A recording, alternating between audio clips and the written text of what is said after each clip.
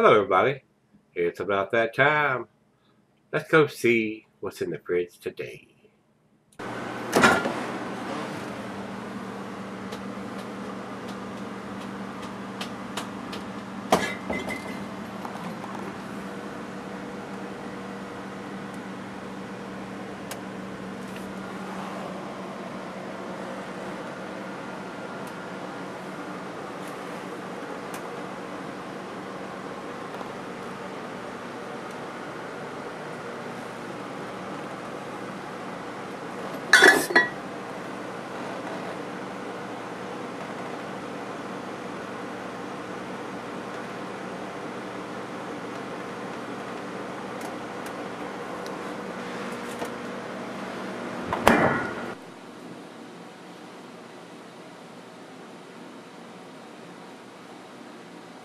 Hey everybody, thanks for stopping by Gregsbeerreviews today. Today's beer should be a treat.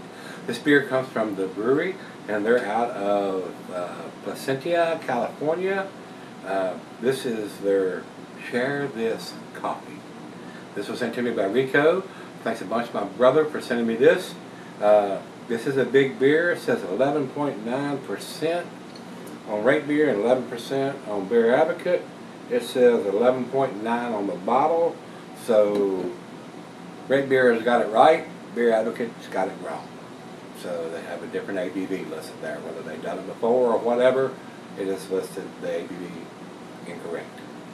Commercial description on this one, guys, says, let's move beyond the concept of grabbing a beer and reach for something bigger. This is a journey that transcends beer as we know it.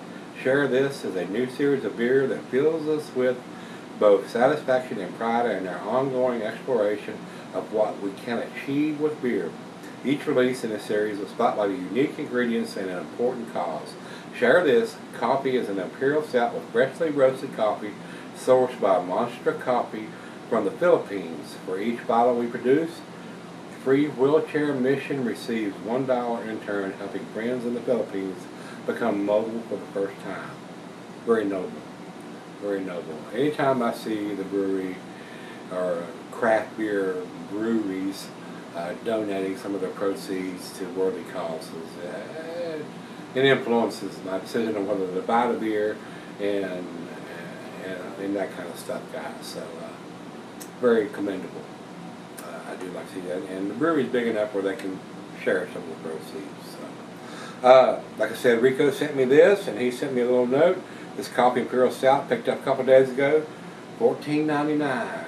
This is a $15 bottle of beer. It's a 750 milliliter, great big bottle, enough to share, which I intend to do. And he says the date is on the bottle. Well, I cannot see the date with the condensation that's on it right now. I just got it out of the fridge, so we'll look at see what the date is on that when we come back for the final chug. So, food pairings for this style of beer being double Imperial Stout. It says here the cheese is buttery, brie, Gouda, Havarti, Swiss, and it goes well with your chocolate dishes, of course, being a stout. And the meat is beef, smoked meat, game, and grilled meat. Glass with a pint becker, Nonic tumbler, mug, stein, side dell, snifter, oversized wine glass. Got my favorite glass today, sovereign beer glass, and can be solid for long periods. The only thing about selling a coffee-infused beer, it's a coffee may fade over time. So that's the only drawback to wanting to sell our beer like this for 15, 20 years. The coffee may fade. So let's get the cap off of this and get it into the glass and see what we have. A little bit of hiss, not a big hiss. Big bottle though. And it's filled all the way up to here. Get your money's worth. But not a cheap beer, $15, but it's a big bottle. Let's go down the center here. Very dark, very black coming out of the bottle. And with that aggressive pour, we got a good 2 fingers of head on that. Very good looking beer, don't you think? For a almost 12%er, pouring that much head, sometimes they do and sometimes they don't. Very impressive, very well done. Over to the light, there is none, guys. It's pitch black. Not even through the little part of the glass on the bottom here. So let's get a nose on it. Oh yes, wonderful aroma. Coffee, roasted malt, chocolate. hints of dark fruit, a little bit of booziness, but that may go away as it warms up. And that's what I intend to do. I go out on the deck. It's been like 96 degrees here today, but it's cooled off a little bit now. I'm going to go up there, fire up a stogie and sip on this for a little while. Smells very good in the glass, guys. Wonderful aroma. Let me look at the back label here. Yep, I see they got it on the back here that they're donating to the wheelchair mission. So very nice. Like I said, we'll look for the date when we come back. Wonderful aroma. Great smelling beer. Let's do it. Let's get it on. Cheers, everybody. Cheers, Rico.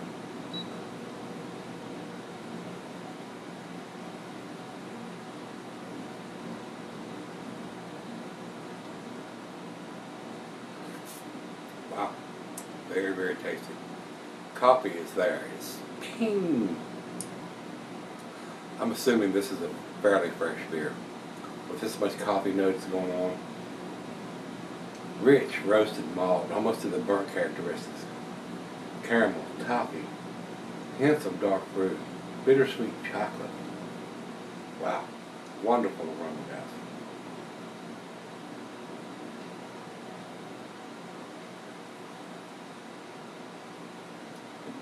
Very delicious. A great dessert beer.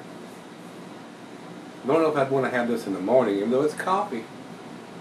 Unless you're doing it on the weekend and you ain't got nothing else to do, and you drink this or drink half of it and go get back into bed. That's what I would probably end up doing if I drank this in the morning. So, well, let me take it out and sip on it for a little while and pour her a glass, and we'll see where this one ends up. I'll be back in just a second, but I'm going to sip on it probably about 30 minutes or so. See you. Alright guys, I'm back. Got just a little left here. The label does say it's a 2016 edition on this beer. So evidently I'm reviewing this on the 24th of July. It was done sometime between January 1st and probably the 1st of July, sometime in that 6-month period there. And being a coffee stout, very unusual for them to brew a beer of this style and this magnitude in that frame of year. Usually these beers come out in the fall or winter season. But it is what it is, and I do appreciate Rico spending his hard-earned money, a $15 bottle of beer. Very pricey, but very tasty.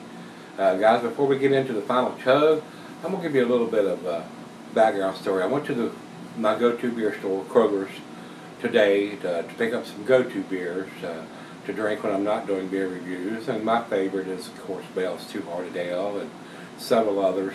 And I went in there, and this is the Kroger's at Lakeside in Salem. And I noticed they had Bell's Two Hearted Ale. We've had a problem with their beers not having a date code on the back and a little white label that they put on the back. And even when they do date it, I'm usually 2 months into the beer before I see it on the shelves.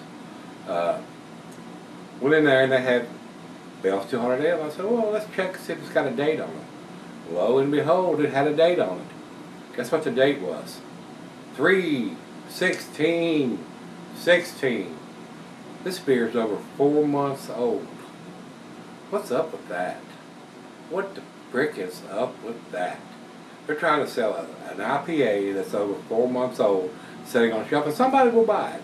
Trust them. Somebody will buy it. They'll just pick it up and they'll take it and they're going, this don't taste as good as it usually does, or not as fresh as it usually is.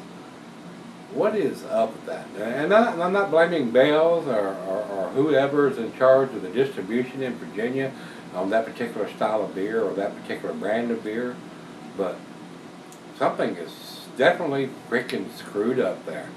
When you have a beer sitting on a shelf, it's an IPA that's 4 months old. You know what I did? I set it right back up on the damn shelf. Let some other sucker come along and buy this beer. And I just want to give you that best information. I don't know if the shipping from Bell's to Virginia is taking that long, or they're letting the beer set in the warehouse in Virginia for several months before they pick it up and send it to the stores or whatever. But homie, Homie's not going to buy a Bell's Two Hearted Ale that's 4 months old. Not going to happen, guys.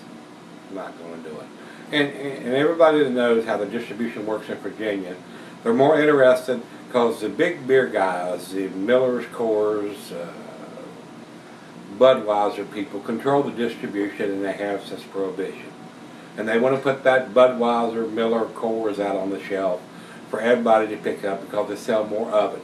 There's so many people that still buy that garbage shit beer, but they sell more of it. And of course they sell it cheaper too. You can buy an 18-pack or 24-pack for less than 20 bucks usually. And that's why they sell so much of it. So they'd rather take up that shelf space to put that shit in there, and rather than putting some good, nice, tasty craft beer that's within dates. And they just let the craft beer sit in the warehouse evidently until they decide we'll go ahead and send some of this stuff out. They don't care. And that's what sucks about the distribution in Virginia. It really does. Unless you go to a craft beer store like Martin's over to Barrel Chest and other places that sell craft beer that are dedicated and don't sell Budweiser, Miller, or Coors in their establishment, and nobody controls the shelf space other than the owner. That's the only way you're going to get a fresh craft beer. If you're going to the grocery stores or anything like that to purchase it, you better check your damn dates, guys, because you're going to be buying a beer that's more than likely out of date. So I had to choose some other selections which were a little fresher today, but I did not buy the Bell's Two Hearted Ale. Not going to happen. Homie's not going to buy a 4-month-old Bell's Two Hearted Ale. Not going to happen. So let's get on with this one. Very tasty beer from the Bruery, 2016 edition. A lot of coffee notes in this beer, guys. Super big on the coffee notes. Bittersweet chocolate, rich roasted malt, hints of dark fruit.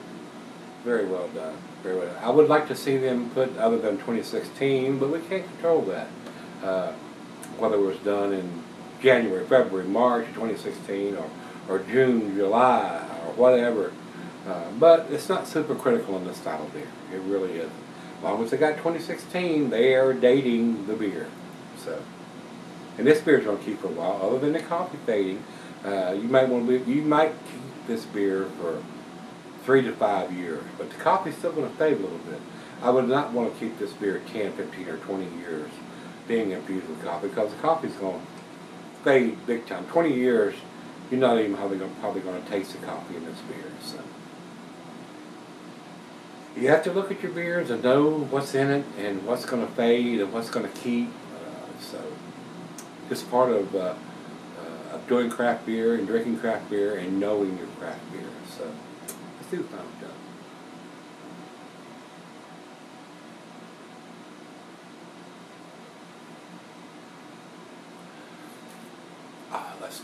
That's delicious, guys. It is very, very tasty.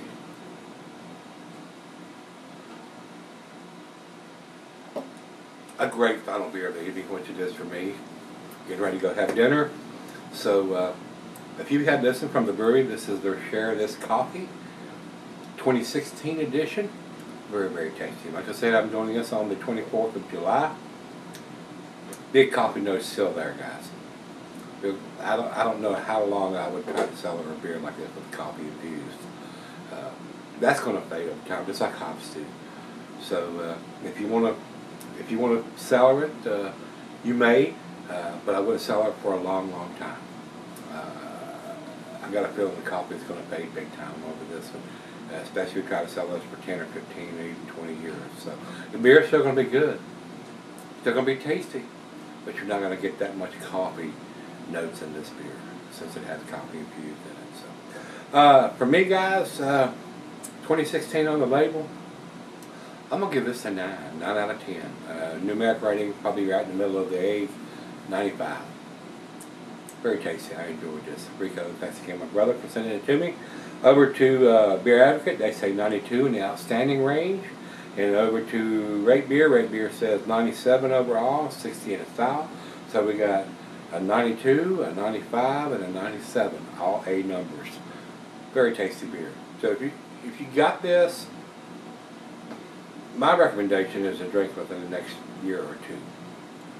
And if you want to try it, pick it up, give it a try, let me know what you think. Or if you want to pick it up and sell it for a while, let me know how it sells. I would not want to sell this beer more than 2 years with coffee infused, because I'm afraid the coffee is going to fade too much over time. So if you've had the share of this coffee from the brewery, let me know what you think, guys, and come on back tomorrow. Let's dig out something tasty from the fridge. See you then.